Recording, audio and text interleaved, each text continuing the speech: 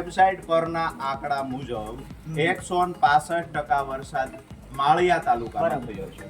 સરકારની જ ગાઈડલાઈન છે અતિવૃષ્ટિ કેને કહી શકાય તો 120% કરતા વધારે વરસાદ સિઝનનો પડે એ વિસ્તારને એ તાલુકાને અતિવૃષ્ટિમાં સમાવેશ કરી એને સહાય ચૂકવવી. નંબર 2 કે કમોસમી વરસાદ કોને ગણવો? એક અતિવૃષ્ટિ છે એમાં પણ સહાય મળે. નંબર 2 કે કમોસમી વરસાદ સપ્ટેમ્બર એટલે કે 15 સપ્ટેમ્બર પછી જો ઓક્ટોબર સુધીમાં 2 ઇંચ કરતા વધારે વરસાદ પડે તો આ વિસ્તારમાં તૈયાર થયેલો ખેડૂતોનો પાક જતો રહે, આવું સરકાર અને કૃષિ વિભાગ સ્વીકારે છે. તો ઓક્ટોબર મહિનામાં અહીંયા માળિયા તાલુકામાં 4.5 ઇંચ વરસાદ પડ્યો. પાક જતો રહે કે ના જતો રહે? ખેડૂતોનો તૈયાર થયેલો પાક સાહેબ જતો રહ્યો. મારી પાસે એવા પણ આંકડા છે જ્યાં 80% વરસાદ માત્ર સિઝનનો પડ્યો છે, ત્યાં સરકાર દ્વારા સહાય ચૂકવવામાં આવી.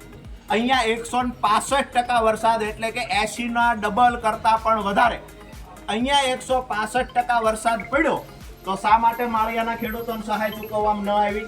નંબર 2 કમોસમી વરસાદના મેન્યુઅલ પ્રમાણે પણ માળિયા તાલુકાનો કાયદેસર સમાવેશ થાય તો પણ સહાય ચૂકવવામાં ન આવી. એટલે અમારી લાગણી ને માંગણી સાહેબ એ છે કે ઓક્ટોબરનો વરસાદ, ઓક્ટોબરની સહાય હજુ સરકારે જાહેર કરી નથી.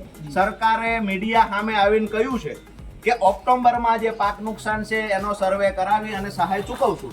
તો આપને વિનંતી કરીએ છીએ અહીંના વિસ્તરણને બોલાવી લ્યો, જરૂર પડે જિલ્લા ખેતીવાડી અધિકારીને બોલાવો, જરૂર પડે તો કલેક્ટર ડીડીઓ સાથે મિટિંગમાં આ વાત મૂકો તમે.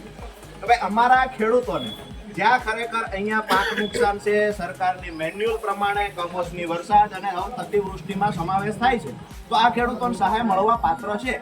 આ ઠરાવ અહીંયાથી તમારે ઉપર મોકલવો જોઈએ. આ અમારી લાગણી માંગણી.